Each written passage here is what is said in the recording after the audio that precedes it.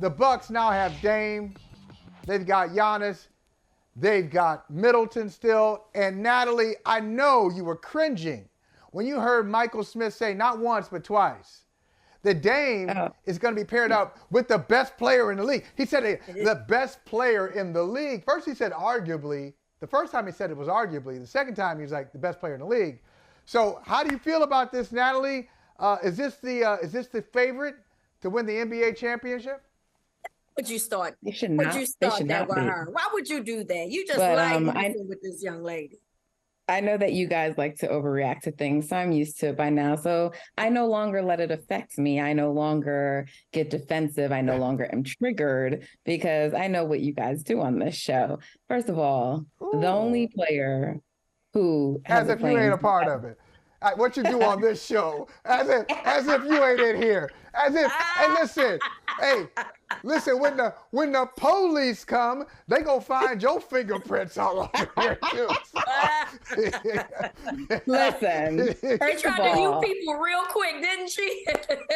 First of all, like if any player besides my Stefan is going to have a claim to the best player in the NBA, it has to be Jokic. I don't think we can just say that Giannis is the best player. Not when you go out in the first round the way that he did. I don't care what excuses you want to make for him. So Jokic won. He deserves that respect.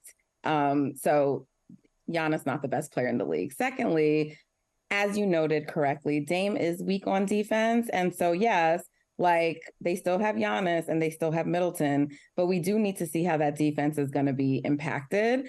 I love that Dame now has joined this team.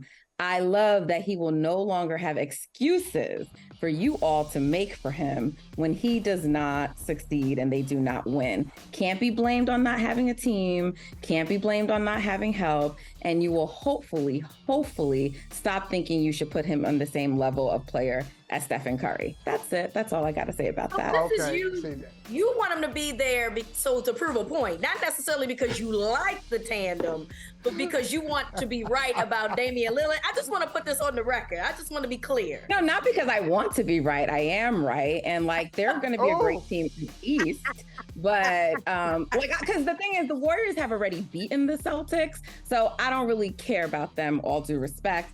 So Miami, I don't think can be considered a legitimate threat. The Sixers, they're wonky. We're not taking them seriously. So, I mean, I think in the East, yes, you have to say the Bucks are likely going to be, we have to see what it looks like when they start to play, but they're likely going to be the best team in the East. So all roads likely, barring injury, will lead through Milwaukee. But then you look at the West, and the West is a whole different animal, but they will have to play one of those West teams. Likely it could be Denver, could be my Warriors. Maybe it's the Phoenix Suns. I don't know. Maybe even the Lakers. So we will have to see how it all pans out. That's all. I just don't want excuses for Damian Lillard anymore. That's all I'm saying. I think it's funny.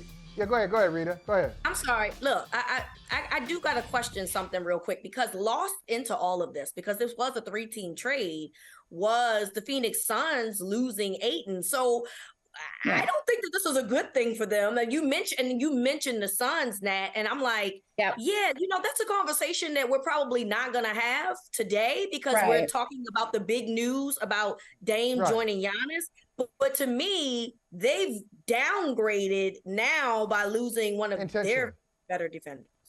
Intentionally, but they didn't care. They don't care though. Clearly, they didn't want him. Yeah, they didn't want him in the first place. As a matter of fact, they're so as you said, a different conversation for a different day. But let me just take my quick Phoenix shot real quick. They're so dumb. Okay, they're so dumb. So they didn't want DeAndre Ayton. He's a restricted free agent. Right. They didn't want him. Indiana signs him to a restricted contract. They match it. They match the contract for a guy that they didn't want, and then they don't use him the right way. Now they trade him anyway. So I can't talk about that. We got too much to talk about. I can't talk about them today. We do, but that's just a quick point on that. I think they matched it because they wanted to be able to have his contract to trade later.